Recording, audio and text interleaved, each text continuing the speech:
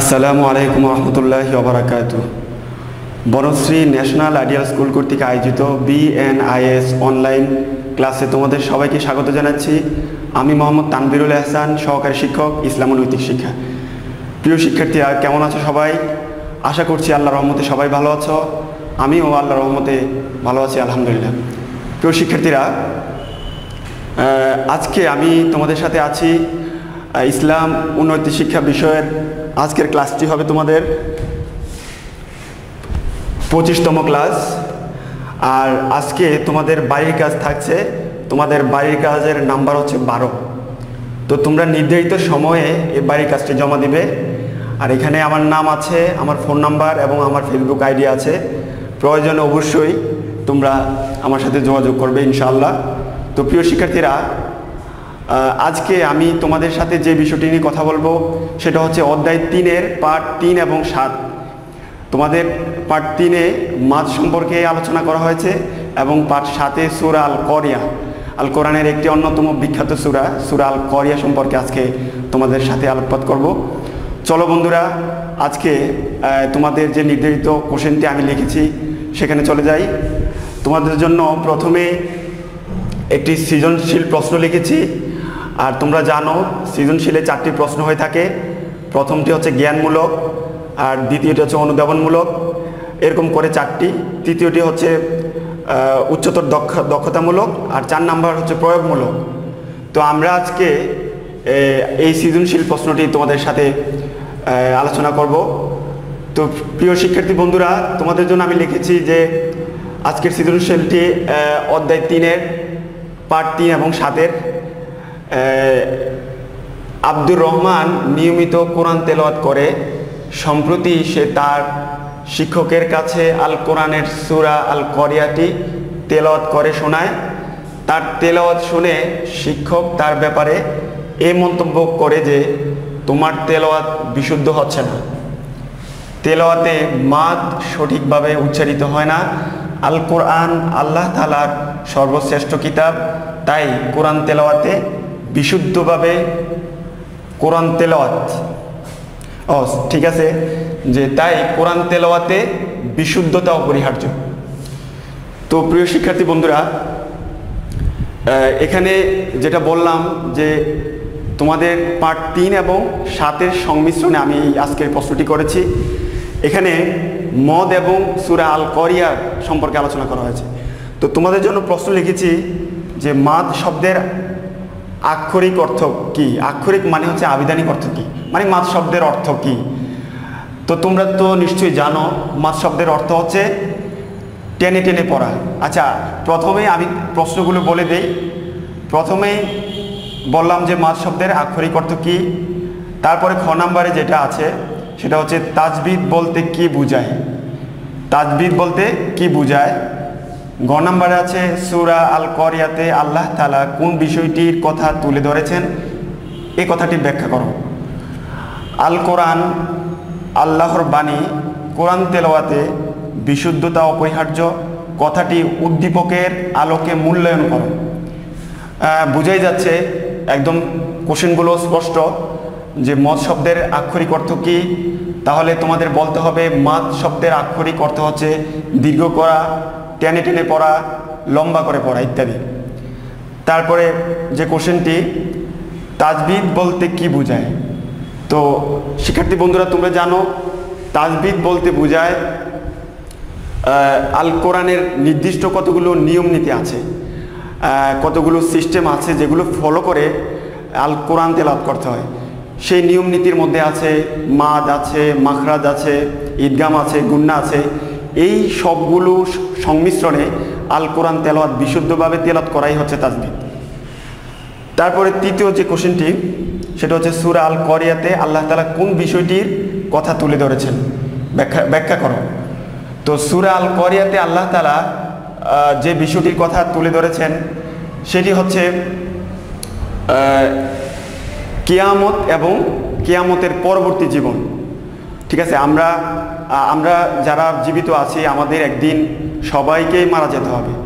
আল্লাহর রাসূল সাল্লাল্লাহু আলাইহি সাল্লাম যখন পৃথিবীতে আসেন তো তার পরবর্তী সময়টা ছিল আইয়ামে জাহিলিয়াত। মানুষ অন্যায়, অবিচার, জুলুম, হত্যাকাণ্ড ইত্যাদিতে জড়িত ছিল খুব বেশি। তো আল্লাহ তাআলা মূলত তাদেরকে সতর্ক করার জন্য মহানবী সাল্লাল্লাহু আলাইহি সাল্লামের প্রতি এই সূরাটি নাজিল করেন। কেন নাজিল করেন? মানুষ যেন বুঝতে পারে যে তার এই জীবনটাই ফাইনাল জীবন না, এই জীবনটা হচ্ছে ক্ষণস্থায়ী জীবন, তাকে একদিন মারা যেতে হবে এবং মহান আল্লাহ তাআলার কাছে তার এই কৃতকর্মের ব্যাপারে অবশ্যই হিসাব দিতে হবে। তো মূলত আল্লাহ তাআলা এই সূরা আল করিয়াতে দুটি অবস্থা, দুটি বিষয়ের কথা তুলে ধরেন। প্রথম যে বিষয়টি, সূরা আল করিয়ার 1 থেকে 5 নম্বর আয়াতে আল্লাহ তাআলা কিয়ামতের কথা বলেছেন, কিয়ামতের অবস্থা তুলে ধরেছেন।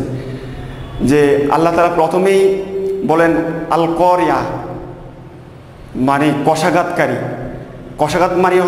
কষাঘাতকারী অর্থ হচ্ছে যে মহা দুর্ঘটনা, বিকট দুর্ঘটনা। এটা মানে যেন তেন ব্যাপার না, খুবই ভয়ঙ্কর একটা বিষয়। তো আল্লাহ রসুলকে জিজ্ঞেস করলেন মাল করিয়া ওমা আদরাকা মাল করিয়া, হে রসুল আপনি কি জানেন এই করিয়াটা কি, এই মহাপ্রলয়টা কি? তারপর এক এক করে অবস্থা বর্ণনা করলেন যে এই পৃথিবীর পাহাড়, নদী, নালা, বন জঙ্গল সব কিছুই বিলীন হবে, একমাত্র আল্লাহ তাআলাই থাকবেন। ওই দিন মালাকুল মউত হযরত আজরাইল আলাইহিস সালাম পর্যন্ত মৃত্যুবরণ করবেন। তার মানে হচ্ছে পৃথিবীতে যা কিছু থাকবে, যা কিছু ছিল সব কিছুই বিলীন হবে, আল্লাহ তাআলা বিলীন করে দিবেন। এই মূলত এই 1 থেকে 5 নম্বর আয়াতে সূরা আল করিয়াতে এই আয়াতগুলোতে কিয়ামতের ভয়ানক অবস্থা বর্ণনা করেছেন। তারপরে 6 থেকে 11 নম্বর আয়াতে আল্লাহ তাআলা কিয়ামতের পরবর্তী অর্থাৎ পরকাল সম্পর্কে মানুষকে হুঁশিয়ারি দিয়েছেন যে তোমাদের এই জীবনই সর্বশেষ জীবন না, তোমাদেরকে আল্লাহর কাঠগড়ায় দাঁড়াতে হবে। তোমাদেরকে অবশ্যই তোমাদের ইহকালীন জীবনে তোমরা যে কাজগুলো করেছ এই সমস্ত বিষয়গুলো সম্পর্কে তোমাদেরকে উত্তর দিতে হবে। তো আল্লাহ তাআলা বলেন ফাম্মা মান সাকুলাত মাওয়াজিনু ফাহুয়া ফি ঈশাতির রাদিয়া ওয়া আম্মা মান খাফফাত মাওয়াজিনু ফাউম্মুহু হাবিয়া। আল্লাহ তাআলা সমস্ত মানুষের আমলনামাগুলো হিসাব করবেন এবং সেগুলোকে পরিমাপ করবেন। সেই পরিমাপ করতে গিয়ে যার আমলনামা ভারী হবে আল্লাহ তাআলা তাকে জান্নাত দিয়ে দেবেন। আর শিক্ষার্থীরা তোমরা তো জানোই জান্নাত মানে হচ্ছে অজস্র নেয়ামতের সংমিশ্রণে একটা বাগান। আল্লাহ তাআলা তার মুমিন বান্দাদেরকে সেটা গিফট হিসেবে দিবেন, যে জীবনের কোনো কোনো পরিমাপ নেই, আনলিমিটেড একটা জীবন। তো অবশ্যই আমাদের এই জান্নাত যাওয়ার জন্য যেই কাজগুলো আমাদের করতে হবে অবশ্যই আমাদের করা উচিত। আর আল্লাহ তাআলা এক শ্রেণীর মানুষকে তার পরিমাপ করবেন, তার আমলনামাগুলো পরিমাপ করবেন, আর তার এই আমলনামা যদি হালকা হয় তাহলে আল্লাহ তাআলা তাকে জাহান্নামে নিক্ষিপ্ত করবেন। আর তোমরা তো জানোই জাহান্নাম অত্যন্ত ভয়ানক একটি জায়গা। যাদের ঈমান আছে তাদের অবশ্যই ভালো কাজ করার মাধ্যমে অবশ্যই জান্নাত হাসিল করতে হবে। তো আমরা বুঝলাম যে এখানে সূরা আল করিয়াতে আল্লাহ তাআলা দুটি অবস্থার কথা বর্ণনা করেছেন। প্রথম যে অবস্থা সেটি হচ্ছে কিয়ামত, এবং সর্বশেষ যে অবস্থার কথা বর্ণনা করেছেন সেটি হচ্ছে কিয়ামত পরবর্তী জীবন অর্থাৎ পরকালীন জীবন। পরকালীন জীবনে আল্লাহ তাআলা যার আমলনামা ভালো হবে তাকে জান্নাত দিয়ে পুরস্কৃত করবেন, আর যার আমলনামা হালকা হবে, খারাপ হবে, তাকে জাহান্নাম দিয়ে তিরস্কৃত করবেন। তো আশা করি তোমরা এই প্রশ্নটি বুঝতে পেরেছ। প্রিয় শিক্ষার্থীরা, তোমাদের উদ্দেশ্যে বলছি যে তোমাদের SW যে 12 নম্বর SW এটা হচ্ছে সৃজনশীল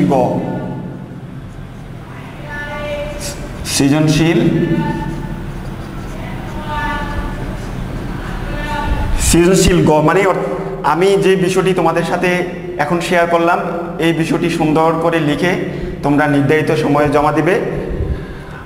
সর্বশেষ যেটি সেটা হচ্ছে আল কোরআন আল্লাহর বাণী, কোরআন তেলাওয়াতে বিশুদ্ধতা অপরিহার্য, কথাটি উদ্দীপকের আলোকে মূল্যায়ন করো। এখানে তোমরা দেখতে পাচ্ছ যে শিক্ষকের কাছে যখন আব্দুর রহমান কোরআন তেলাওয়াত করে, তার কোরআন তেলাওয়াতে সূরা আল করিয়াটি সে বিশুদ্ধভাবে তেলাওয়াত করতে পারছিল না, অর্থাৎ তার মদ সহ তাজবিদের যে নিয়মকানুনগুলো সঠিকভাবে আদায় হচ্ছিল না। তো এই কথাটি তোমরা মূল্যায়ন করবা, বর্ণনা করে সুন্দর করে লিখবা। সেটা কিভাবে? তো এখানে মূলত আল কোরআনের তাজবিদ সম্পর্কে বর্ণনা করা হয়েছে। তাজবিদ তোমরা ইতিমধ্যে জেনেছো যে তাজবিদ বলতে কি বোঝায়, আমি তোমাদেরকে বলেছি। তো এখন বলবো তাজবিদ কেন, তাজবিদ শাস্ত্রটা জানা কেন জরুরি। আল কোরআনই একমাত্র মহান কিতাব যেটা আল্লাহ তাআলা তার সর্বশ্রেষ্ঠ রাসূলের প্রতি নাজিল করেন, এবং সর্বশেষ যে উম্মত রাসূলের এটা আমরাই। আমাদের পরে আর কোনো নবী রাসূল মানে আমাদের পরে আর কোনো নবী, এই জামানার পরে আর কোনো নবী রাসূল আসবে না, অর্থাৎ মহানবী সাল্লাল্লাহু আলাইহি সাল্লামই একমাত্র সর্বশেষ নবী। তো এই আল কোরআনকে বিশুদ্ধভাবে তেলাওয়াত করার জন্য তাজবিদের কতগুলো নিয়ম নীতি জানা প্রয়োজন। একটু আগে যেটা বললাম যে জানতে হবে মাদ, তারপরে ঈদগাম জানতে হবে, মাখরাজ জানতে হবে, গুন্নাহ জানতে হবে। এই সবগুলোর সংমিশ্রণে একটি মানুষ কোরআন তেলাওয়াত বিশুদ্ধভাবে তেলাওয়াত করতে পারে। আর এই কোরআন তেলাওয়াত যদি কেউ বিশুদ্ধভাবে তেলাওয়াত না করে, আল্লাহ তাআলা তার জন্য শাস্তির ব্যবস্থা করেছেন। হাদিসে আছে যে যে ব্যক্তি আল কোরআন তেলাওয়াত করে অথচ ভুল তেলাওয়াত করে, তাহলে ভুল তেলাওয়াতকারীর জন্য আল কোরআন নিজেই লানত করে, অভিসম্পদ দেয়। একইভাবে আর যে ব্যক্তি তাজবিদের সাথে কোরআন তেলাওয়াত করে তার জন্য মানে বিশাল সওয়াব, বিশাল গিফটের ব্যবস্থা আল্লাহ রেখেছেন। কি রেখেছেন? হাদিসে আছে যে মান করা হরফাম মিন কিতাবিল্লাহ ফালাহু হাসানা ওয়াল হাসানাতু বিআশরি আমসালিহা, অর্থাৎ যে ব্যক্তি আল কোরআনের একটি হরফ তেলাওয়াত করে তার জন্য 10টি নেকির ব্যবস্থা করেছেন। সুবহানাল্লাহ। তো আমরা বুঝতেই পারছি যে কেউ যদি বিশুদ্ধভাবে কোরআন তেলাওয়াত করে প্রতিটা হরফের বিনিময়ে আল্লাহ তাআলা তার জন্য 10টা নেকির ব্যবস্থা করেছেন। যেমন আলিফ লাম মিম, কেউ যদি আলিফ লাম মিম পড়ে, আলিফ একটা হরফ, লাম একটি হরফ, মিম একটি হরফ, এই 3টি হরফের বিনিময়ে আল্লাহ তাআলা তার জন্য 30টি নেকির ব্যবস্থা করবেন। তো আল্লাহ তাআলা তার প্রিয় নবী সাল্লাল্লাহু আলাইহি সাল্লামকে বলেছেন, আল কোরআনে বলেছেন যে ওয়ারাত্তিলিল কুরআনা তারতিলা, যে হে রাসূল আপনি কোরআন তেলাওয়াত করবেন ধীরে ধীরে, তাড়াহুড়ো করে কোরআন তেলাওয়াত করা যাবে না। আমরা অনেকেই দেখতে পাই যে তারা কোরআন তেলাওয়াত করে তাড়াহুড়ো করে, অযাচিতভাবে, ভুলভাবে। অবশ্যই এক্ষেত্রে সাবধান থাকা উচিত যে কোরআন তেলাওয়াতের ক্ষেত্রে অবশ্যই বিশুদ্ধতার প্রয়োজন আছে। আর যদি কেউ বিশুদ্ধ উচ্চারণ, বিশুদ্ধতার সাথে তেলাওয়াত না করে তার জন্য গুনাহ আছে। তো এই তাজবিদের প্রয়োজনীয়তা সম্পর্কে আল কোরআন এবং হাদিসে খুব চমৎকারভাবে বিভিন্ন আয়াত এবং হাদিস আছে। তো আমরা আশা করি যে এই প্রশ্নটি তোমরা বুঝতে পেরেছ।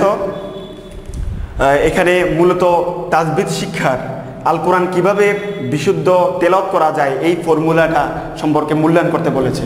তো তোমরা এই প্রশ্নগুলো আমি যেভাবে বলেছি আমার সাথে এবং পাঠ্য বইয়ের সাথে মিল রেখে তোমরা সুন্দরভাবে তোমাদের পরীক্ষায় উপস্থাপন করবে।